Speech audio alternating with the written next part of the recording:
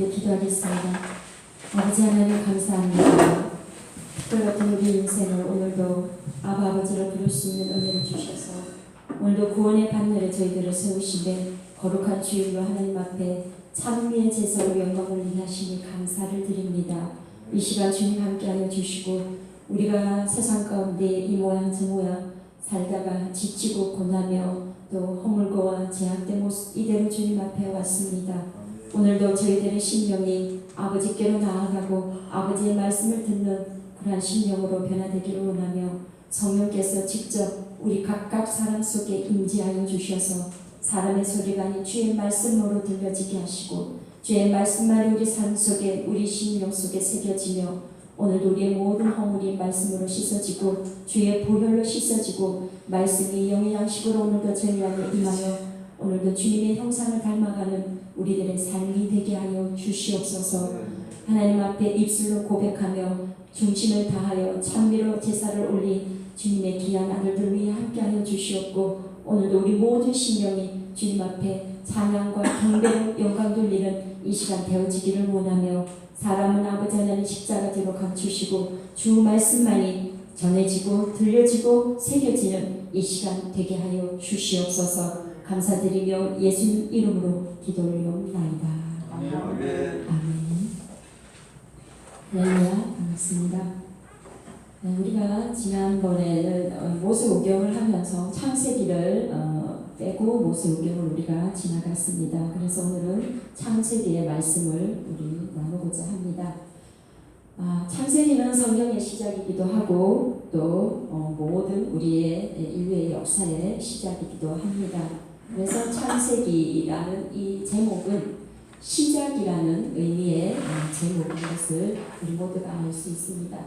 히브리 성경에는 이 창세기의 제목을 시작, in beginning이라는 뜻에서 태초해라는 말씀의 제목이 붙어 있습니다. 그래서 이 태초해라는 제목은 창세기 1장 1절의 첫 말씀이 태초해로부터 시작이 되어 있기 때문에 히브리 성경은 태초해라는 제목이 붙어 있습니다.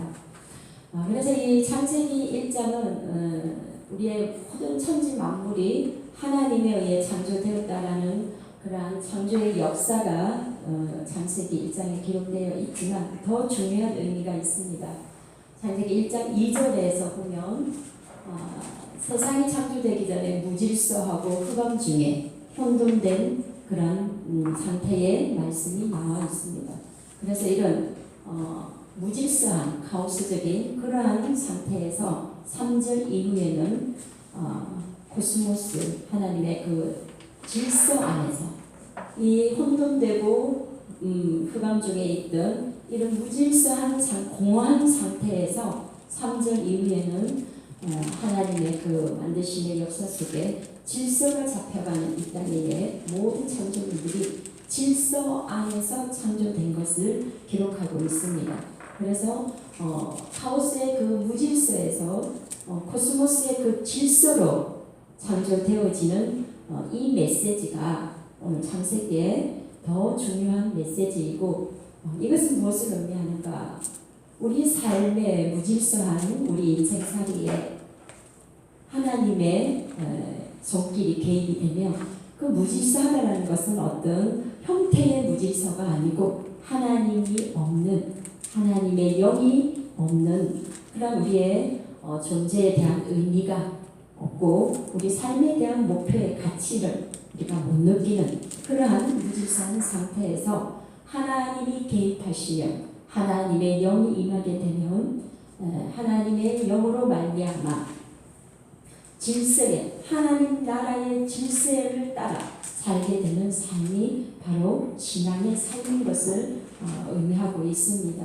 그래서 이 창세기가 주는 근본적인 우리에게 주는 메시지의 목적은 우리 인생살이에 하나님이 개입하셔서 우리 삶의 의미와 목적과 방향이 이제는 하나님 나라의 그 질서 속에서 잡혀가므로 우리 인생에 잠든 하나님의 그 뜻 안에서 살아갈 수 있는 그런 삶이 되는 것이 그러한 삶으로 인도하고자 하는 것이 창세기의 기록의 목적입니다. 그래서 이 창세기에는 많은 인물들이 기록되어 있습니다.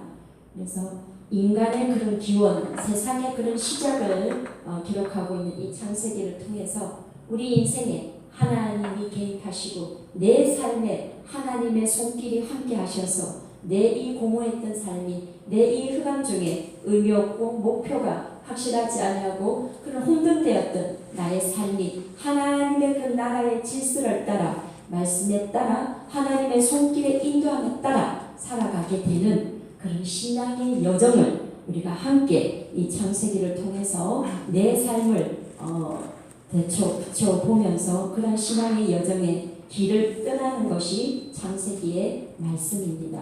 그래서 오늘 이 창세기 중에 많은 부분들이 창세기에는 많은 관점에서 바라볼 수 있는 내용들이 있지만 오늘은 우리가 많은 인물 중에 요셉이라는 인물을 통해서 저와 여러분의 삶의 신앙의 여정이 어떻게 흘러가는가를 우리가 점검하고 이 요셉의 삶을 통해서 다시 우리 인생을 다시 한번 재해석할 수 있는 은혜가 있기를 소망합니다.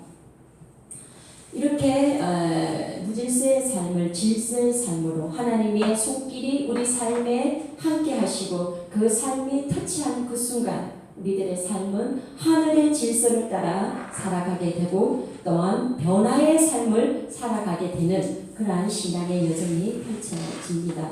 그래서 성경은 오늘 이 창세기 속에 기록되어 있는 아브라함과 이삭과 야곱을 대표해서 아브라함의 하나님, 이삭의 하나님, 야곱의 하나님으로 기록되면서 그들의 신앙 여정을 창세기를 통해 기록하고 있습니다.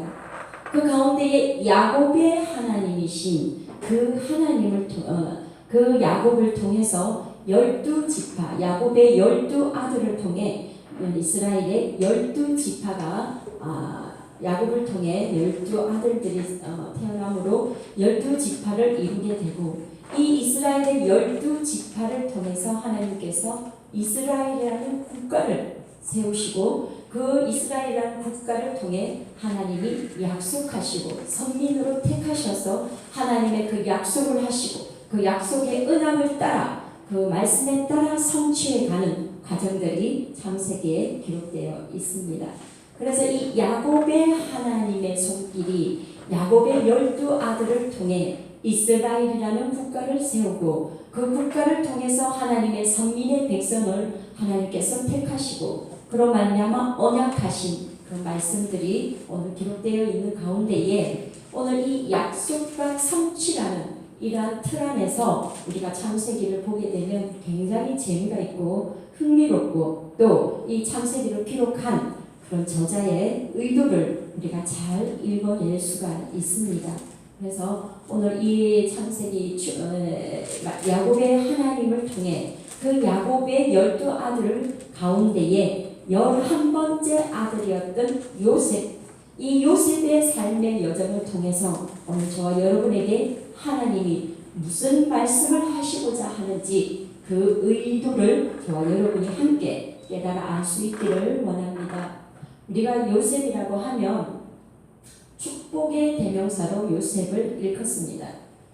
축복의 통로, 축복의 대명사가 바로 이 요셉이라는 인물인데 왜 요셉이 축복의 대명사가 되었고 왜 요셉이 축복의 통로가 되었는지를 우리가 잘 그 과정을 알아야 합니다. 요셉이 우리가 그냥 이 성경에서 축복이라 하면 그냥 요셉의 그 인생에 대표되는 그 의미 축복만을 바라보게 되는데 절대로 성경은 축복을 받은 자들이 축복의 대명사가 축복의 통로가 그냥 이루어지는 것이 아니라는 것을 성경은 우리에게 기록을 통해 말씀해주고 있습니다. 우리는 그냥 그 축복의 대명사 요셉을 노래를 하기도 하고 항상 그 요셉을 바라보면 이름을 요셉으로 많은 사람들이 짓기도 합니다. 축복의 통로고 축복의 대명사이기 때문에. 그러나 그 요셉이 이런 축복의 대명사로 되기까지는 그 과정이 있었다라는 거예요. 하나님이 축복을 하시는 사람, 축복을 하는 민족, 축복을 하는 공동체, 축복을 하는 가정, 축복을 하는 그 사람은 그냥 축복의 대명사가, 축복의 통로가, 축복의 어떤 결론이 나는 것이 아니라 반드시 하나님은 그 사람, 그 민족, 그 국가를 축복의 자리에 올려놓기 위해서는 하나님의 그 의도하는 손길이, 하나님이 이끄시는 인도하심이, 그리고 이 축복을 받기까지는 여러 하나님께서 과정을 통해서 축복의 사람으로, 축복의 국가로, 축복의 민족으로 세운다라는 사실입니다. 그리고 바로 이 요셉도 오늘 우리가 그렇게 노래하고 우리가 이렇게 소망하는 요셉이 되기까지는 절대로 그냥 요셉이 된 것이 아니라는 것을 우리가 창세기를 읽어보면 잘 알 수 있습니다. 그래서 절대 고난 없는 축복은 성경에 기록되어 있지 않습니다. 고난 없는 축복은 있을 수 없게 하나님은 그 고난을 통해서 이스라엘 백성들에게 축복의 약속을 성취해 가고 계십니다. 하나님은 이런 약속의 성취를 받을 만한 그릇, 받을 만한 인물, 받을 만한 국가, 받을 만한 공동체가 되도록 하나님의 손길이 인도를 하신다라는 겁니다. 하나님이 말씀으로 약속하시고 그 언약하시고 그 언약을 성취하려면 하나님께서는 반드시 그 언약을 한 그 사람과 언약을 한 그 민족과 언약을 한 그 공동체를 하나님이 인도를 하시는데요. 그냥 인도를 하는 것이 아니라 마지막 그 언약을 성취했을 때 축복의 그릇이 될 수 있도록 그 하나님께서 언약하신 사람들을 훈련을 하신다는 겁니다. 그래서 왜 예수 믿는 사람이 고난을 받는가? 왜 예수 믿는 사람이 환난을 겪는가? 왜 예수 믿는 사람이 시련을 겪어내야만 하는가? 질문 중에 하나의 답은 그 사람의 축복의 사람, 언약의 사람, 말씀의 사람, 하나님의 진실된 백성으로 세우기 위해서는 반드시 훈련이라는 과정을 겪게 하시고 그 훈련 속에는 고난과 연단과 시련이 있을 수 있다라는 겁니다.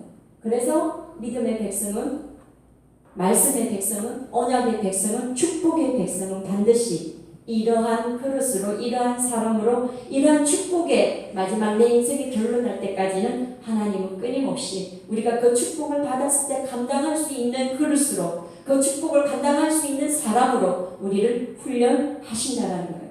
그 훈련 속에 오늘 요셉이는 수많은 고난을 겪게 됩니다.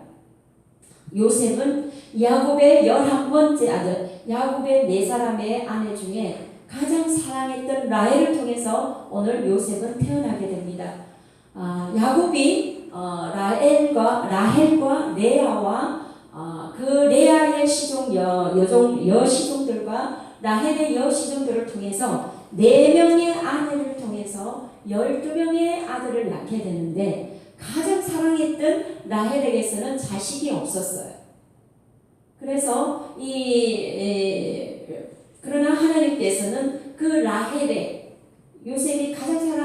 야곱이 가장 사랑하는 이 라헬을 통해서 하나님이 자식을 준 바로 인물이 요셉이고 베냐민입니다. 그런데 이 11번째 아들인 요셉이 태어났을 때에 야곱이 가장 사랑하는 아내 라헬을 통해서 이 아들이 태어났기 때문에 이 라헬을 사랑했던 야곱은 이 요셉에 대한 마음이 각별했습니다. 다른 위에 많은 10명의 아들들보다, 형들보다 이 요셉을 더 각별히 사랑하고 특별히 대했고, 많은 형제들보다 이 요셉에게는 채색 옷을 입혔다라고 성경은 기록하고 있어요.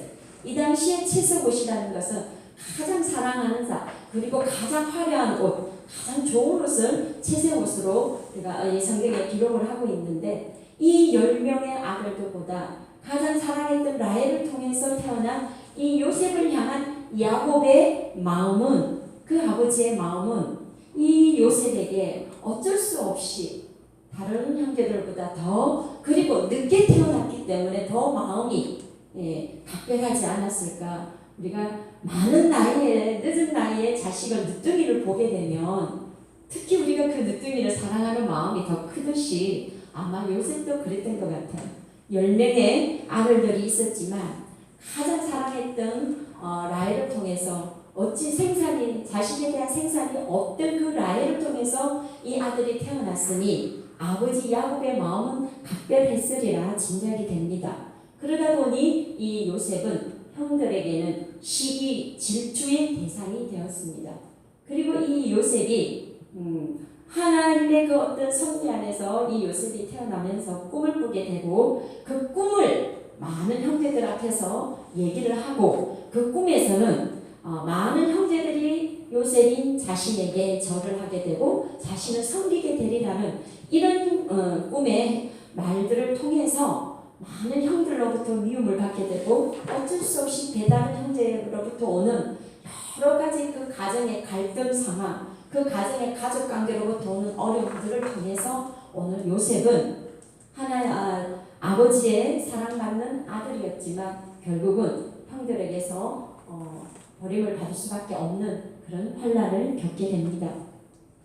이 많은 형들이 이 늦둥이 요셉을 향해서 아버지가 편애했고 그리고 이 늦둥이가 자기의 꿈 얘기를 하면서 그 나이 많은 형들을 자기를 섬기는 자가 될 것이라는 어떤 이런 꿈의 얘기를 통해서 이 형제들의 관계가 질서가 깨집니다. 그러면서 이 형제들이 이 요셉을 구덩이에 던지고 아버지에게는 짐승에게 찢겨 죽었다라고 거짓을 하게 되고 이러므로써 이 가정의 질서가 파괴가 됩니다. 그러면서 이 요셉은 그때부터는 이제 그 형들에게부터 버림을 당한 그 순간부터는 아버지에게는 죽은 아들이 되었고 이 가정에서는 잃어버린 아들이 되었고 형들에게는 정말 형들이 말할 수 없는 그런 비밀을 가질 수밖에 없는 이 가정사가 오늘 이 야곱의 집에 일어나게 됩니다. 이런 역사를 가지게 되는 이 요셉이 정말 하나님의 그 계획 속에 있었기 때문에 하나님의 그 언약의 말씀 속에 있었기 때문에 이 요셉은 형들에게서 버림을 받아 애굽으로 팔려가게 되고 애굽의 노예가 되고 그리고 보디발이라는 그 가정의 노예로 갔지만 또 인생사를 또 새롭게 겪게 되죠. 보디발의 아내로부터 억울한 누명을 또 받게 되고 그러면서 또 감옥에 가게 되고 정말 하나님의 언약을 받았다라고 하나님의 그 꿈을 꾼 사람이라고 할 수 없을 정도로 요셉은 처참하고 비참하고 정말 우리가 해석할 수 없는 그리고 믿음 안에서 우리가 헤아릴 수 없는 그리고 하나님의 사람으로 우리가 인정할 수 없는 그런 환난과 그런 시련과 그런 연단을 이 요셉이 겪게 됩니다. 거의 20여 년을 넘게. 그렇게 어린아이 때 형들에게 버림을 받은 이 요셉이 20살이 훨씬 넘을 때까지 이 환난과 이 연단과 이 시련을 겪으면서 하나님께서는 오늘 이 45장에서 드디어 요셉을 하나님께서는 그 모든 삶에 어렵고 힘들고 고달프고 이 비련의 이 요셉을 하나님께서는 창세기 37장 이후에 요셉을 기록하고 창세기를 마무리하시는데 이 37장 이후에 이 요셉이 이런 환난을 겪어서 드디어 애굽의 총리가 되고 애굽의 제1의 통치자가 되어지는 그 순간까지 하나님의 손길이 요셉과 함께 되는 과정을 기록하고 있습니다. 그래하여서 오늘 이 45장에는 드디어 이 요셉이 애굽의 총리가 되어 이제 인생 역전 속에 하나님의 그 꿈이 실현되고 하나님이 요셉에게 언약했던 그 언약이 실현되는 순간이 바로 오늘 45장입니다. 요셉이 이런 환난과 이런 훈련 속에서 하나님의 사람으로 그가 여전히 애굽에 이제 머물면서 그는 드디어 그 꿈대로 애굽의 제1인자가 되고 애굽의 지도자가 되고 애굽의 그런 통치자가 되어서서 애굽을 다스리고 그리고 하나님의 뜻을 성취해내는 하나님의 그 언약을 이루어내는 그러한 결정적인 순간이 오늘 45장입니다. 이렇게 요셉이 그 훈련과 연단과 시련을 통해서 애굽의 통치자가 되었을 때에 애굽과 모든 그 유대 땅에 흉년이 들게 됩니다. 이런 흉년 속에 이스라엘의 백성들이 이제 먹고 살기가 힘들고 이런 세계적인 이런 흉년이 들었을 때에 이 애국을 다스리고 있던 요셉이 드디어 형제들을 만나게 됩니다. 이랬을 때 오늘 요셉이 1절에 요셉이 시종하는 자들 앞에서 그 정을 억제하지 못했다고 했습니다. 평생에 자기 마음에 새겨 두어야 한 그 형들, 자기의 가정의 관계가 깨어지고 가정의 모든 비극을 초래하게 된 자기를 그렇게 짓밟았던, 자기를 그렇게 던져버렸던, 자기를 그렇게 버려버렸던 그 형들이 오늘 요셉의 눈앞에 이 시절에 이 계절의 흉년을 맞이하여 이들이 살기 힘들어서 오늘 이 애국 땅의 통치자가 된 요셉 앞에 그 형들이 서게 된 것입니다. 그 요셉이 이 형들을 보았을 때에 그 정을 억제하지 못하여 오늘 큰 소리로 우니 모든 애국 사람에게 들릴 정도로 요셉이 그 형들 앞에서 눈물의 통곡을 했다라고 기록이 되어 있습니다. 오늘 이 형들을 보았을 때 요셉이 마음이 어땠을까? 우리가 다 짐작이 되어질 줄 믿습니다. 모두가 우리가 살아온 자기 각자의 삶을 돌아보면 이런 애통함이 다 있을 줄로 압니다. 오늘 이 형제의 만남의 그 기쁨보다 자기가 여기까지 어떻게 살아왔는가, 그 환난의 시간을 어떻게 견뎌왔는가, 그런 인고의 시간들이 오늘 이 한꺼번에 이 요셉에게 일어나서 그 요셉은 이 울음을, 이 애통하는 울음을, 이 통곡을 오늘 이 바로의 모든 사람들이 들을 정도로 통곡을 하지 않았을까 생각이 듭니다. 이런 통곡 속에 오늘 요셉은 자기 형들에게 당신들이 버린 그 동생 요셉이 바로 나라고 오늘 형들 앞에서 밝히게 되죠. 그러면서 오늘 요셉이 자기 인생의 결정적인 얘기를 하죠. 요셉이 형들에게 이르되 내게로 가까이 오소서. 그들이 가까이 가니 이르되 나는 당신들의 아우 요셉이니이다. 당신들이 애국의 한 자라 했습니다. 요셉이 형들에게 그 형들이 양심의 가책을 느낄 수밖에 없는 그 형들의 그 잘못, 동생, 당신들이 애국의 한 그자, 그 요셉이 바로 나라고 오늘 밝히고 있습니다. 그러면서 오늘 요셉이 당신들이 나를 이곳에 팔았지만 그것은 그 판결로 인해서 당신들은 지금 두려워하지 마소서라고 얘기를 하고 있습니다. 지금 이 요셉의 위치는 이 형들을 죽일 수도 있고 살릴 수도 있고 이 형들을 감옥에 보낼 수도 있고 그런 권세를 가지고 있는 위치입니다. 지금 요셉은 이 애굽의 지도자가 되었고 이 애굽의 통치자가 되었고 애굽의 모든 경제의 주도권을 쥐고 있는 이 요셉은 하나 아무 힘이 없는 유대 백성 자기 형제들을 이 애굽 땅에서 죽일 수도 있고 살릴 수도 있고 낮출 수도 있고 높일 수도 있고 이 형들에 대한 모든 생사 여탈권을 오늘 요셉이 쥐고 있는 위치에 있습니다. 그러나 오늘 요셉은 당신들이 나를 팔았지만 내가 당신들을 죽이기도 살리기도 할 수 있는 그 권력을 가진 내 위치지만 요셉은 그 위치를 오늘 형들 앞에 말하는 것이 아니라 당신들은 나를 팔았지만 그 일로 나를 두려워하지 말라는 거예요. 내가 당신들이 그 행한 수행 때문에 내가 당신들을 원수로 삼아서 내가 당신들을 미워해서 당신들을 죽일 거라고 두려워하지 말라는 거예요. 당신들은 나를 팔았지만 하나님이 생명을 구원하시려고 나를 당신들보다 먼저 보내셨다라고 오늘 요셉이 말하고 있는 것입니다. 당신들을 향한 그 생명의 주도권이 내게 있지만 그 생명의 주도권이 내가 아니라 하나님이 당신들의 생명의 주권자이시고 하나님이 당신들의 생명의 주인이시기 때문에 당신들을 살리기 위해서 나를 먼저 이 애굽 땅에 보내었다라고 오늘 요셉이 말하고 있는 것입니다. 요셉은 이 애굽의 통치자가 되고 난 후에 자기가 왜 그런 환난과 연단과 시련을 겪어야 했는지를 알게 되었습니다.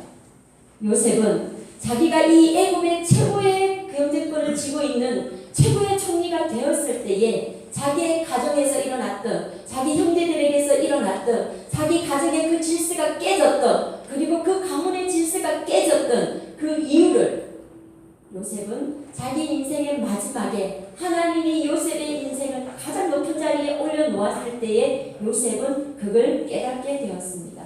하나님께서는 자기 가정의 그 깨진 질서, 자기 가정의 그 어그러진 관계, 자기 가정이 그 무너지고 죽음에 이르게 된 그 위기 상황에서 하나님은 그 가정을 살리시고, 하나님은 그 야곱의 하나님이셨기 때문에 그 야곱에게 성취하신 그 말씀을 이루시고, 그리고 하나님의 백성이 이 이스라엘을 살리시고 구원하시고자 하나님께서는 요셉을 먼저 이 애굽의 땅에 보내셨다라는 것입니다. 요셉은 이 환난을 겪고 이 연단을, 이 시련을 견딘 다음에 최고의 통치자가 되었을 때에 하나님이 왜 자기를 그런 연단과 훈련과 시련 속에 밀어넣으셔서 그거를 견뎌내게 하시고, 이 흉년의 때에 자기 유대 백성을 살리고, 자기 가정을 살리고, 자기 가문을 살리고, 자기의 형제들을 살리고, 이 애굽 땅을 살릴 수 있는 그러한 사람이 되었는지를, 그것이 하나님의 뜻이었고, 그것이 하나님이 온 인류를 살리고자 하는, 그리고 그것이 택한 백성들을 살리고자 하는 하나님의 섭리였다라고 오늘 요셉이 고백하고 있는 것입니다. 오늘 요셉은 이 축복의 자리가 되었을 때에 자기 인생의 그 환난을, 자기 인생의 그 시련을 통해서 하나님은 요셉이 어떠한 상황에서 어떠한 삶을 살아내고 어떠한 하나님의 뜻을 이루게 할 것인가, 자기의 사명을 깨달았다는 것입니다. 그래서 오늘 이 요셉은 이런 환난을 겪고 이런 연단을 통해서 자기가 가장 축복의 위치에 있었을 때에 하나님이 자기에게 허락한 그 사명, 자기 민족을 살리고 가정을 살려내고 애굽의 그 흉년을, 그 위기를 극복하는 그런 통치자로서 하나님이 쓰시기 위한 그 사명, 그 하나님의 뜻을 이루시고자 오늘 요셉을 이렇게 애굽으로 먼저 보냈다라는 사실입니다. 그렇습니다. 하나님은 한 사람의 하나님의 백성을 택해서 때로는 그 국가를 위기에서 구하기도 하시고, 한 사람의 그 믿음의 백성을 통해서 그 가문을 구하기도 하시고, 한 사람의 믿음의 사람 때문에 그 공동체를 구하기도 하시고, 한 사람의 믿음의 사람 때문에 하나님은 그 조직을, 그 인생을, 그 모든 위기와 그 모든 환난에서 구원하시는 하나님이라는 것을 요셉을 통해서 하나님은 말씀하고 있습니다. 오늘 이 요셉이 그 가문을, 그 가정을, 야곱에게 약속하신 그 언약의 하나님의 말씀을 성취하기 위해서, 성취되기 위해서, 그 사명을 감당하고자 되기 위해서 요셉은 이 환난을 겪고 오늘 애굽의 총리가 되었고 통치자가 되었고, 그 위치에서 그 축복을 통해 자기 민족을 그 위기 속에서, 자기 가문을 그 환난 속에서, 그 흉년 속에서 자기 가족들을 살려내는 그러한 요셉이 되었습니다. 이것이 하나님이 요셉을 환난 가운데에 밀어넣어서 훈련했던, 그리고 요셉을 이 애굽의 이 흉년의 때에 그 애굽을 살려내고 그 민족을 살려내고자 하는 사명자로 쓰기 위해서 하나님은 이 요셉의 삶의 여정을 통해 오늘 이 45장을 기록하고 있는 것입니다. 오늘 저와 여러분도 이 요셉과 같은 이런 환난의, 연단의, 시련의 과정을 견뎌내고 인내해서 하나님의 그 사명을 이루어내는 그런 통로가 될 수 있기를 주의 이름으로 축복합니다. 요셉의 이 구약시대에 야곱의 그 언약의 성취를 이루어갔던 것처럼 에스더서의 4장을 보면 에스더가 그 유대 민족을 구원받을 때에 에스더가 통로가 되었습니다. 하만이라는 악한 자를 통해서 유대 백성들이 진멸되고자 하는 그런 위기 상황에 있었을 때에 에스더는 그 아하수엘의 왕후가 되어서 이스라엘 백성을 구원할 수 있는 그 위치가 되어 이스라엘 백성을 그 하만의 그 흉내에서 이끌어내고 그 하만의 계계에서 이스라엘 백성들을 살려내는 왕후가 되었던 것처럼, 그때 모르드게가 에스더에게 얘기를 합니다. 네가 이렇게 왕후가 된 것은 이때를 위함이 아닌가, 어찌 알겠는가 라고 에스더에게 모르드게가 얘기를 하는 장면이 있습니다. 마찬가지로 오늘 요셉도 이때를 위하여, 이 환난의 때에, 이 흉년의 때에 하나님의 생명을 구원하고자 이 요셉 한 사람을 애굽 땅으로 보내서 통치자를 삼으시고 마지막 그 축복의 통로가 되어 민족을 살려내고 가정을 살려내고 가문을 살려내며 애굽의 그 흉년의 때를 감당할 수 있는 그런 지혜로운 사람이 된 것을 오늘 저와 여러분이 이 말씀을 통해 나눈 것입니다. 하나님은 하나님의 그 뜻을 이루고 하나님의 그 약속을 성취하고자 누군가를 택하고 누군가를 일꾼을 삼으셔서 보내십니다. 오늘 그 보냄을 받은 자들이 저와 여러분인 것을 우리가 깊이 기억하고 깨달아 알았으면 좋겠습니다. 오늘 저와 여러분이 세상의 그 여러분의 삶의 현장으로 또 우리를 보내십니다. 그 누군가가 그 하나님 앞으로 돌아올 수 있는 통로로 저와 여러분을 삼으시기 위해서 그리고 그 누군가의 생명을 구원하는 그 복음을 위해서 오늘 요셉처럼 저와 여러분을 그 삶의 현장으로 그 가정으로 그 가문으로 우리를 보내신 것입니다. 오늘 이거를 깨닫고 우리 모두가 주님의 그 뜻을 이루는 그 생명을 구원하는 일에 내가 우리 가정에 우리 가문에 그리고 우리 공동체와 우리 조직 속에 그리고 이 나라의 민족에 택함받은 백성이 되었다라는 사실을 기억하시고 우리 각자가 삶의 현장에서 보내지는 그 삶의 터전에서 이 요셉처럼 하나님의 생명을 구원하기 위해 보내진 그러한 저와 여러분이 되셔서 오늘 이 말씀처럼 나를 이 때를 위해 보내셨다라는 고백이 우리 모두에게 나올 수 있기를 주의 이름으로 축복합니다. 이 요셉처럼 이 때를 위해 나의 사명을 깨닫고 우리 공동체의 사명을 깨닫고 또 이 시절에 대한민국의 사명을 깨달는 그런 백성들이 흥왕되게 일어나서 요셉처럼 모두가 축복의 통로가 되어 교회가 축복의 통로가 되고 교회의 백성들이 믿음의 백성들이 시절의 국가의 민족의 축복의 통로가 되어 세계 선교를 감당하는 그리고 우리 가정의 우리 가문의 복음화를 위해 구원받는 그 일에 우리 한 사람 한 사람이 쓰임받는 오늘 요셉과 같은 이 때를 위해 하나님이 나를 보내셨나이다라고 고백할 수 있는 빌라 공동체 모든 가족들이 될 수 있기를 주의 이름으로 축복합니다.